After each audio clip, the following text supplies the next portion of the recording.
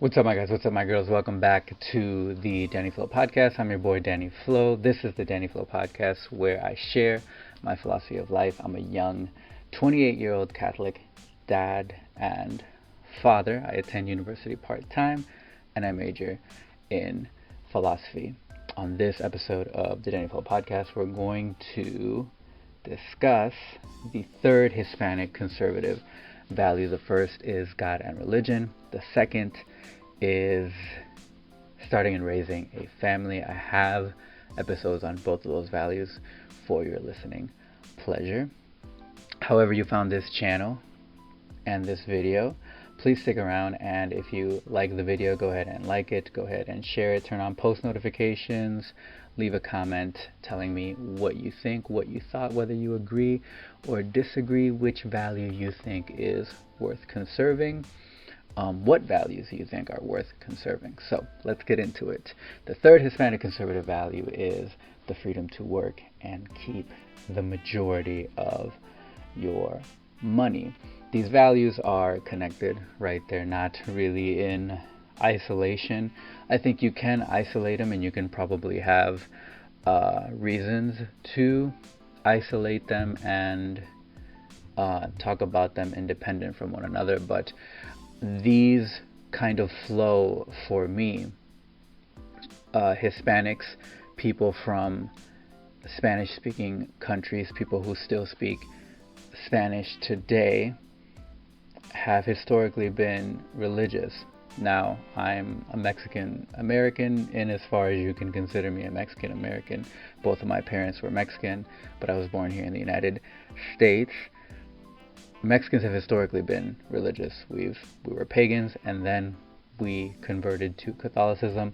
I would argue that the majority of Mexicans today, unfortunately, are more culturally Catholic than actually religious Catholics, like I consider myself, and a minority are Protestant Christian as opposed to Catholic Christian. And because we've historically been religious, that is why we put an emphasis on family, right? We respect our elders, we respect our ancestors, we respect the people that come before us, because we understand that they are a gift from God. We are gifts to them from God, and they are gifts to us from God. So the reason that the third Hispanic conservative value is working and having the freedom to work, having the right to work, the reason that it's third is because we have to have a way to take care of the gifts that God gives us, and that's the people in our life. And we do that through earning a living. We do that through generating income. We do that through acquiring economic privilege, and that's the way that we do it. We are work-centered in as far as we are family-centered, in as far as we are God-centered, because we use the other gift that God gave us, which is our bodies and our mental capacity to find a job or start a business or do whatever it is that we need to do to provide for our family. We want to use that income, those finances, that economic privilege to spend it, right, to pour it out on our children, but also we want to pay back. In a sense, we could never pay our parents back for giving us, cooperating with God and giving us the gift of life, but we want to make sure that they can stop working early and just enjoy, in a sense, the fruits of their labor, enjoy time with their grandkids, and if they have the blessing to enjoy time with their great grandkids, if they get to meet them, that would be great as well. But if we live in a state, or if we live in a country where the taxes are too high, and I don't think that we should be shy about it, generally tax spikes, tax increases are seen from the left side of the political spectrum, the progressive side, the Democratic side, right? The side that the presidential candidate Joe Biden is on, right? And so that's why someone like myself, who is Hispanic but also conservative, is turned off by that kind of candidate, that kind of political philosophy, because if I'm trying to work, right, I'm not trying to have it handed to me. I'm trying to work to put myself in a position where I can provide for my immediate family and my extended family if I am blessed and fortunate enough to put myself in that kind of position. And you want to take a good chunk of my money, right? If I'm not able to keep the overwhelming majority of my money, then it's going to be harder for me to do that. And I don't like that. And that disincentivizes me to vote for you, right? It makes me allergic to you. And if you happen to win, Joe Biden, Democrats, liberals, progressives, and you get these tax increases, it's just going to take me longer to do that.